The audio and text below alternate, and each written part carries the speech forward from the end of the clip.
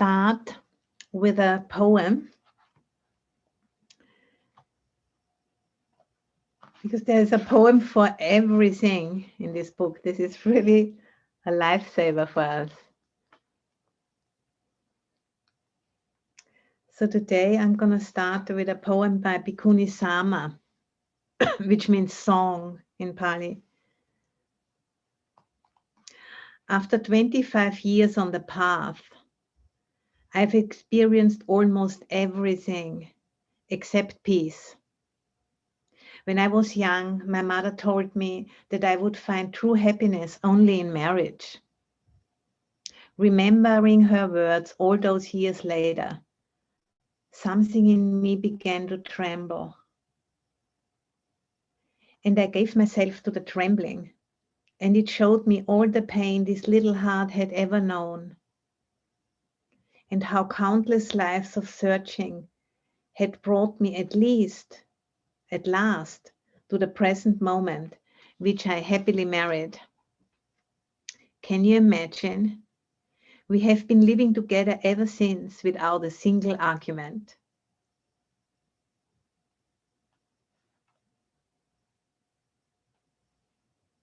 So I think that's, a very funny in some ways, but so true, yeah, really. Once we allow the trembling to happen, then all of those layers and layers of stuff, they just slowly they drop away.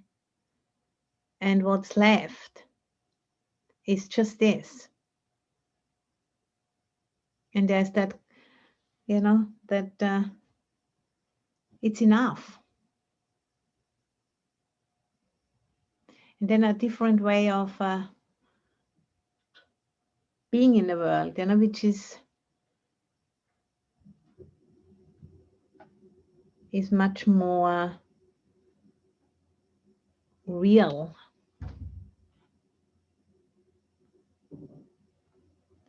Starts to, become an experience for us. And that experience is just so much fuller than what was earlier. That's a maturing really in the practice. And there's a second poem, which is just, on the other page, and she's also called Sama. Same name. And she says, like a dog, forever getting ready to sit all day and all night, I circled my cushion. These days, body and mind sit together like old friends. Since we are not getting anywhere, they eventually decided, why not have a seat and try to relax? There are many paths.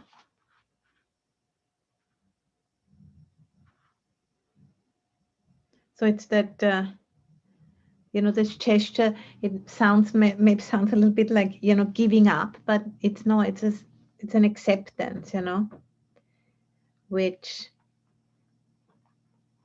when that comes, then there is like a sense of, we can work with anything. And, with what we are going through right now, the COVID, which is going on and on and on, and the ridiculousness of how the American president behaves and, makes a fool of himself in the whole wide world. And everything else, what's happening, that, people are trying to launch all kinds of adventures in outer space because they don't want to deal with the mess which has been made here on the planet, and all of these ridiculous distractions from what really is the way forward. And that's also part of, the human race. There's those all kinds of different levels of beings are here, and we all belong.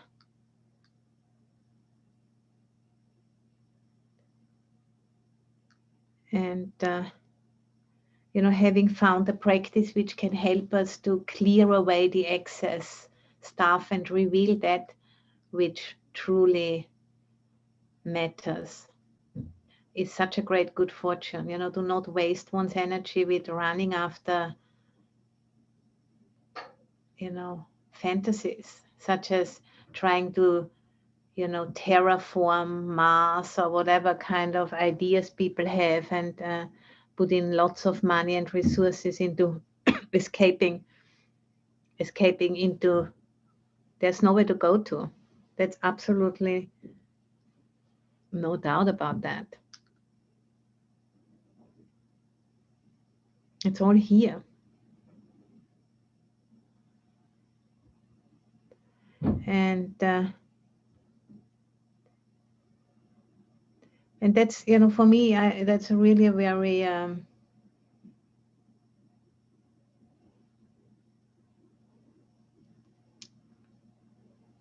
what's the right word here? A very calming thought, that whatever the situation is, like having a crazy president, or flying to the moon, or all kinds of things, the practice always stays the same. That, what the center of the practice always stays the same. And I have brought today the Anguttara Nikaya with me, like a real big book. It's the numerical discourses, because they are, they are kind of arranged in ones and twos and threes and fours and fives. And I'm gonna read from the nines, the Anguttara 9, number 20. And find that. Oh, here, yeah. And it's called Velama. And I think Velama here, yeah, it's a Brahmin Velama. So it's a conversation which the Buddha has with the Brahmin Velama at Savatthi in Chettas Grove, Anathapindika's Park, where the Buddha spent, I think, 30 rains at Savatthi. So he's spent a lot of time there. And I think that Brahmin asks him about, I'm not quite sure right now what the whole story is, but the Buddha tells him, what's the most effective way to practice. And I thought, that's to bring that back to mind from time to time is very helpful. And he speaks about, there's mainly he speaks about all kinds of offerings, which one can make. And he says, and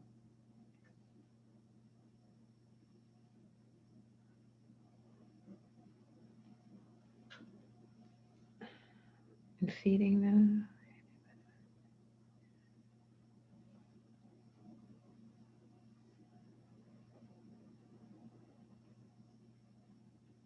So he says, that most effective for practice is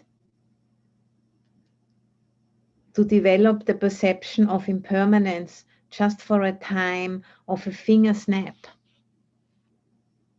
That's the most effective way, of going about practice, to look at impermanence. And the second most effective way is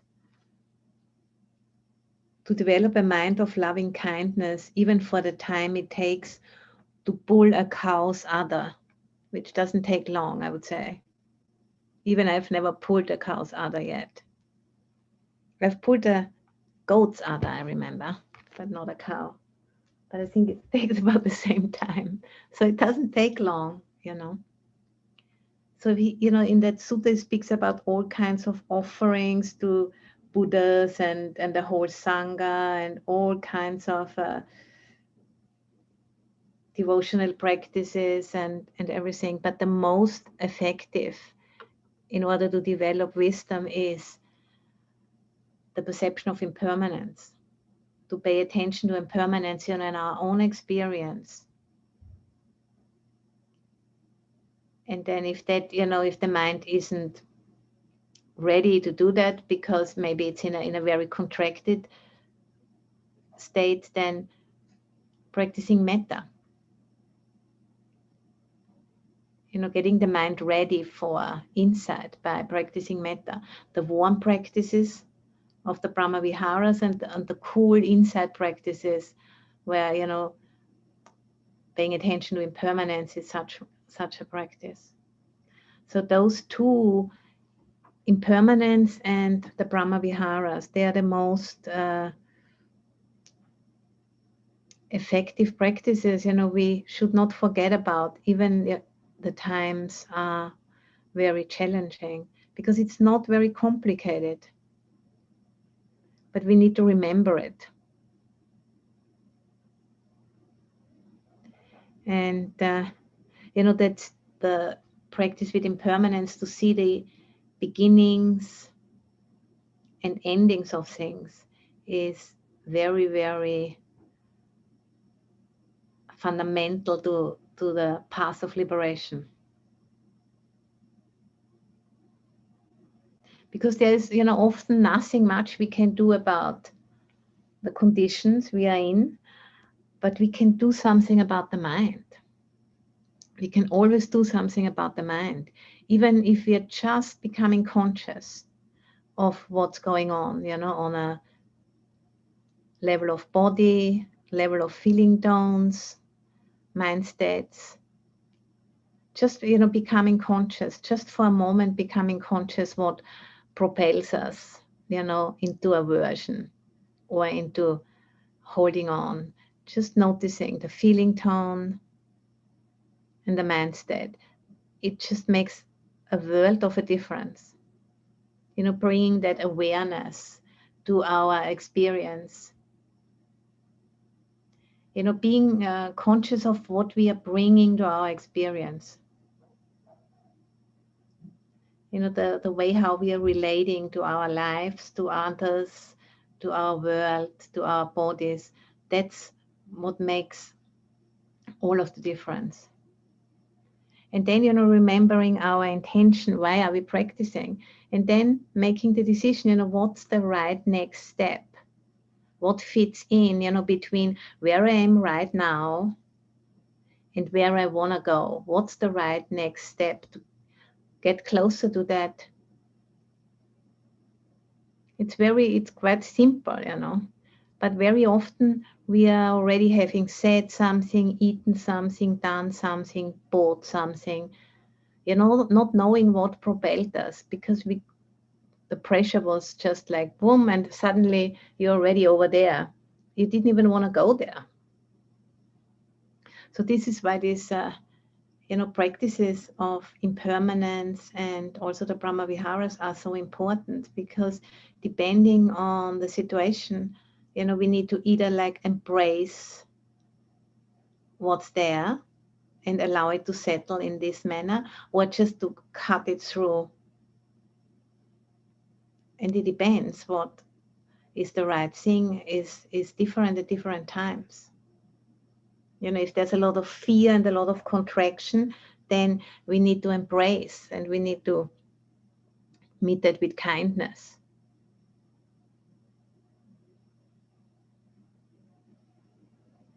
But if you're already, seeing clearly what's happening, we can just like cut a habit, just cut it through 1,000,000 times. Cut it to pieces.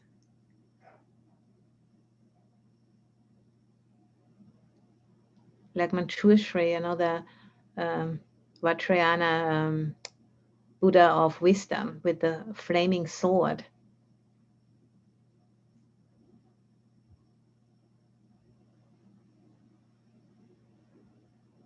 And what I wanted to speak about is, today a little bit is about, through these practices, the wisdom practices, the cool practices, and the Brahma Vihara practices, the warm practices, what actually is the result of that. And, the result of that is to see increasingly clearer and clearer the way things truly are, without adding our personal history on top, but just seeing things as they are. And, one way of expressing that in the teaching is speaking about the vipalasa, the distortions. That's also a sutta in the Anguttara Nikaya, in the fourth, because there are 4 vipalasas, 4 distortions of perception. And they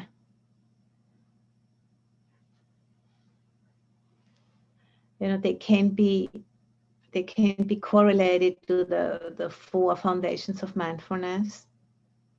So I'm gonna speak about those distortions of perceptions in combination with the 4 foundations of mindfulness. And so the first foundation of mindfulness is foundation of body, and the distortion of perception here is seeing what is not beautiful as beautiful. And that doesn't mean that bodies are not beautiful. They are beautiful, but they are also, once you are like kind of pull away the skin and you look inside the body, it's not necessarily what I would call beautiful. And to consider that truth as well helps us to balance our perceptions about our own body and the body of others. And that's considered, like a skillful means to work with, sexual desire, and particularly like in monastic environments, Just bringing a balance into perception. Just seeing the whole picture, not just the surface. So that's the first one. Asubha, not beautiful, and subha, beautiful.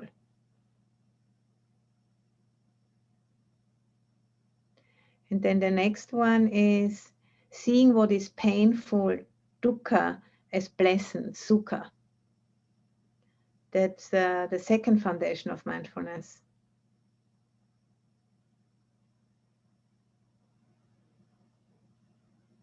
So for example, running after pleasant feelings all the time, and not seeing the dukkha in that. How much stress that brings into our lives, and how much like maybe debt and addiction and all kinds of very, very difficult situations. So seeing the whole picture. And then the third one is, this is the foundation of mind, citta. Seeing what is impermanent, anicca, as permanent nature.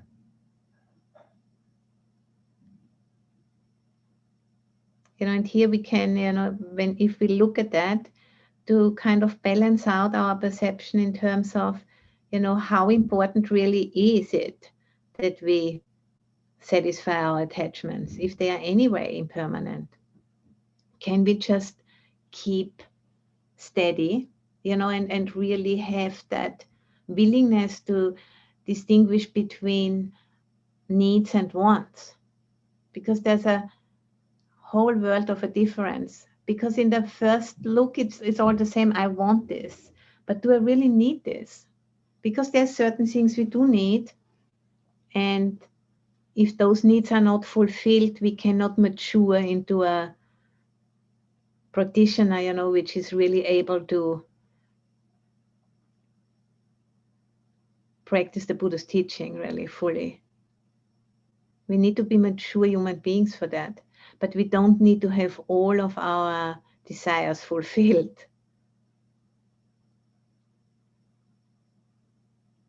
So to have that courage really to look, is it a need or is it a want? And if it's a want, maybe we can put it down.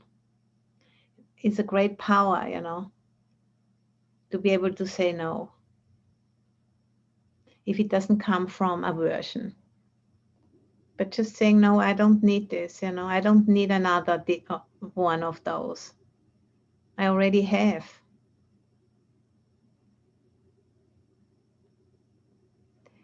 And then the fourth one is seeing what is without a self, anatta, as a self, atta. You know, so seeing the conditionality of all phenomena. You know, like when I was speaking about the earth before, you know, the body, earth element internally and earth element externally is exactly the same.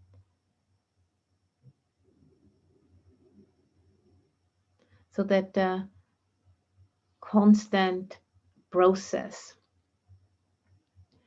of which we are one little tiny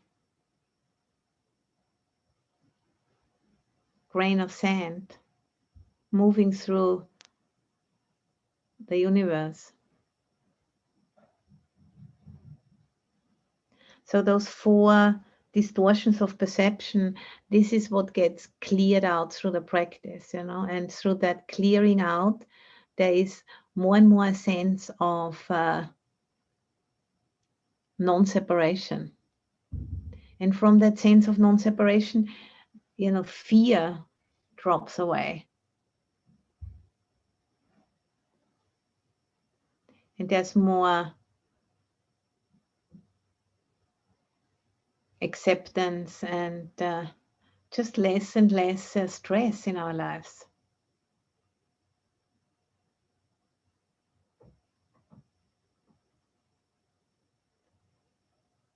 And this, you know, those distortions of perception, they can actually happen on three different levels. You know, the most superficial one is on the level of perception. For example, you know, when you are looking at the body of a beautiful being, you know, we think, wow, it's really beautiful, and we feel a sense of, I want to be close, you know, I want to embrace that being. It's so attractive. But then, you know, if we can bear it, you know, to do that Asubha meditation, we see, oh, you know, if I imagine cut open the body and look inside, it looks very different. You know, that helps to cool things down. And it can be useful sometimes, you know, especially if you're a monastic, but also it can be, you know, if you're not a monastic, I think there might be occasions where that might be helpful. And not in order, you know, to be a killer of joy. No, not at all. But to just be realistic. So on the next level is on the level of mind. And the third level is, the deepest one is in the level of view. And I can, you know, explain that with an example. For example, you know, we go for a walk in the forest, and then I have experienced it a few times, and I'm sure a few of you too. You know, you see a long object on the forest floor, and suddenly you think for a moment it's a snake, and the body just kind of shrinks and jolts away for a moment. And then that was on the level of perception, you know, thinking for a second it's a snake. And then looking again and then seeing, no, I just, you know, it's just such a very deep conditioning in our bodies that it's just like ancient equipment, you know, evolutionary equipment just reacting, you know, and then looking again and, oh, no, it's not a snake. It's just a piece of wood. But then, you know, worrying in the mind, start thinking, oh, but maybe there are maybe snakes in that forest. Maybe I should go back. Maybe I shouldn't, you know, and then starting worrying. So that's then on the next level. That's the mind level. And then, you know, developing like a phobia, for example, not wanting to go anywhere in the forest because there could be snakes. That would be on the level of view, you know, then even, if we get information which is contrary to what we think, we can't let go. For example, like Trump, it's very clear, he has lost the elections, and he hasn't won it, but he just doesn't believe it. He comes up with all kinds of stories why he's right, because it's so deeply, deeply ingrained. And even, information cannot sway that person. So that's people who are really, obsessed with their own preferences or with their own fears. And that can be quite difficult to, let go of. So the level of perception is pretty easy, and then if we read a book or learn about the way things really are, it's quite easy to let that go. And the next level of the mind as well, even more difficult, but it can be worked with. But the level of view is very, very deep.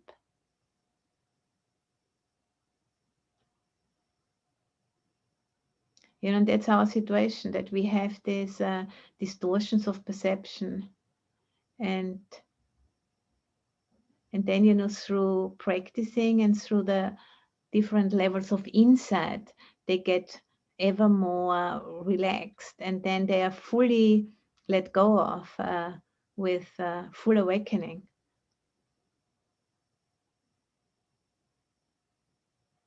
And the teaching of the Buddha is kind of designed to give suggestions, to how we should look at our experience in order to slowly but surely, wash away those distortions. So this is, particular features of our experience we should pay attention to. And, the most important one is impermanence. Again and again and again, as, boring as that might sound and repetitive, but that's the key.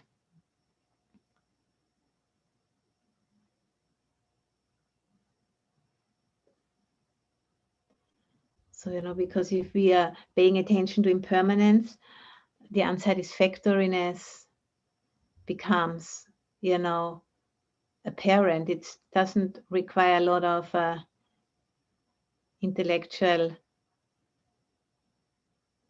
depth, to understand that this which is impermanent and beyond our control cannot be permanently satisfactory.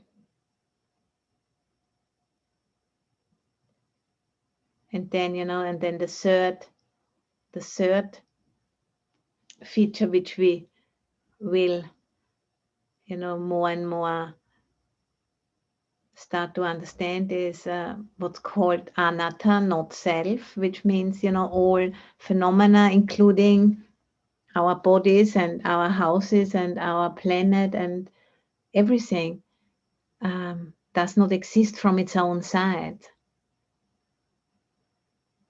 It's a conditioned phenomena.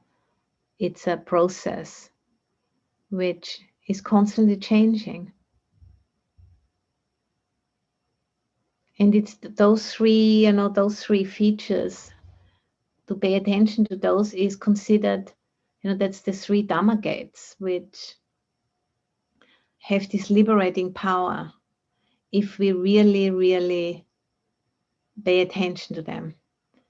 Not only when we feel like it, but as much as possible all the time. Being less and less occupied by the content of our experience, but seeing more and more the repetitiveness, the structure of it. And then that's what washes away that distortions. And then if those distortions are washed away, the craving naturally releases its grip, because the mind, responds. If it sees truth, it adjusts itself. And that's, what the meditation is all about. It is about, creating causes and conditions for clear seeing so that the mind can catch up.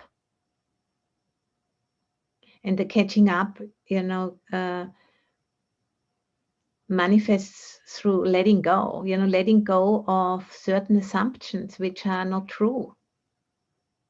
Those distortions, letting them go and adjusting more and more in regards to what's really there. What first we thought is a snake, we say, oh, it's just a piece of wood. What's the problem? Just keep moving. And many, many things turn out to be like this, really.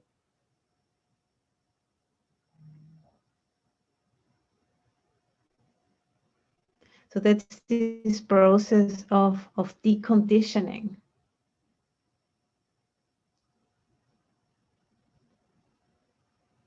Where there is a less and less need, to project our own story onto our experience.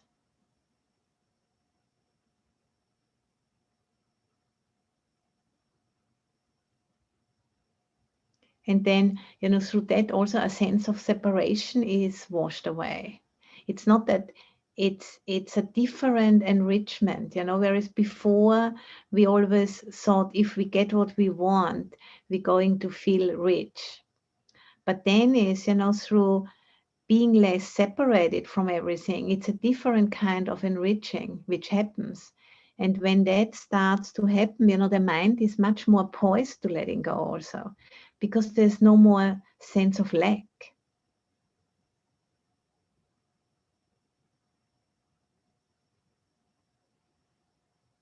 So that's a very beautiful experience when there's this sense of, yes, I'm in the right place. And it's all going in the right direction, even it doesn't look like it. And the right direction has something to do with inclining the mind towards increasing clarity.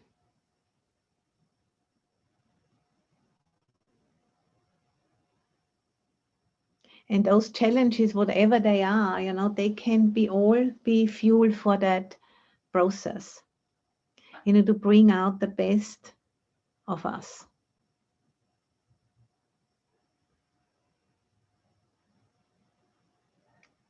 And it's exactly, that vulnerability which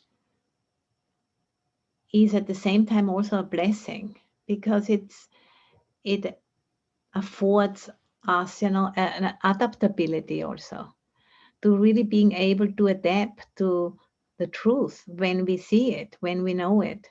And if we are not having that vulnerability to be able to perceive truth, then we can't really adjust.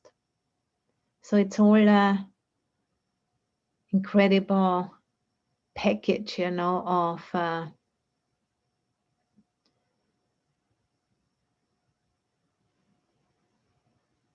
difficulties and joys, which we can learn to use in the right way, so that it leads towards awakening rather than, going to sleep and defending.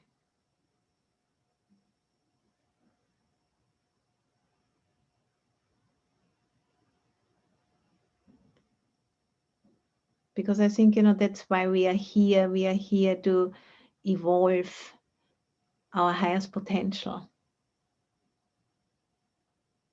And that can only happen by, opening to what is and allowing that truth of what is, to wash away those distortions and allowing the mind to adjust and expand more and more.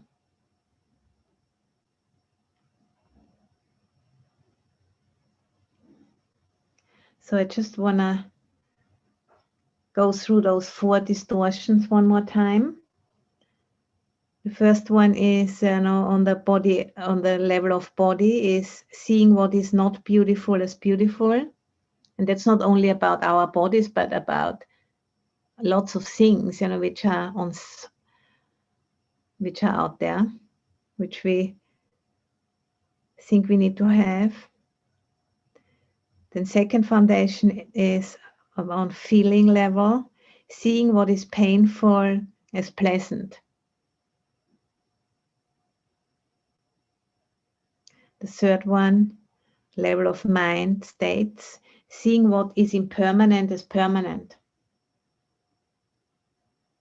And the fourth one, seeing what is without a self as a self. So that's those 4 distortions of perception. And, it's in a nutshell why we are practicing, and it's a nutshell what is the work, what are we really doing.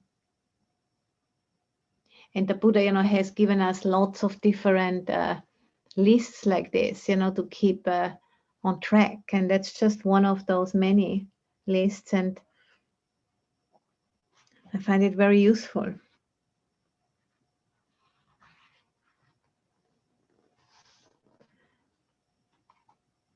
And then I'd like to, read another beautiful poem here. And that one is by Dantika Bhikkhuni, The Elephant. While walking along the river, after a long day meditating on Vulture's Peak, I watched an elephant splashing its way out of the water and up the bank. "Hello, my friend," a man waiting there said, scratching the elephant behind its ear. "Did you have a good bath?" The elephant stretched out its leg. The man climbed up, and the two rode off like that, together. Seeing what had once been so wild, now a friend and companion to this good man, I took a seat under the nearest tree and reached out a gentle hand to my own mind. Truly, I thought, this is why I came to the woods.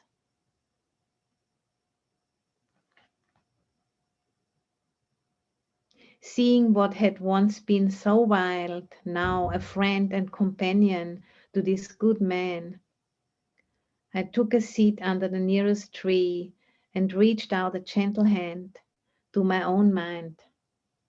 Truly, I thought, this is why I came to the woods. And I think the more those distortions of perception are unquestioned, the wilder the mind is, the more restless the mind is. And then, through attending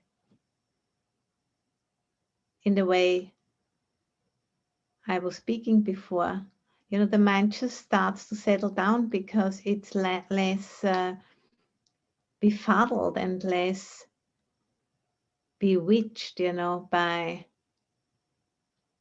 phenomena.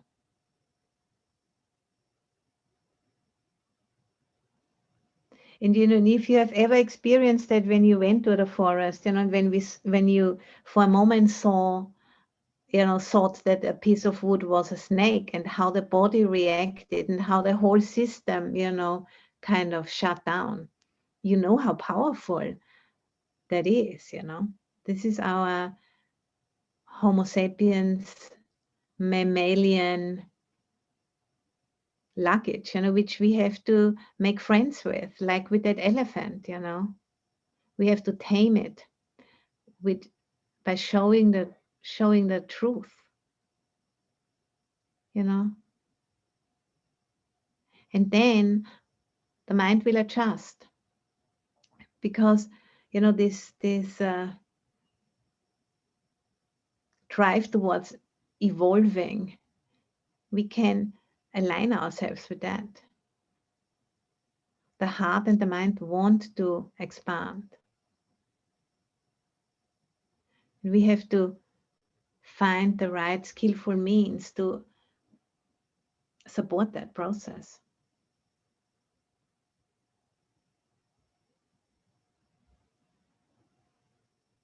So I think that's what I wanted to share today. And I was wondering, if some of you would like to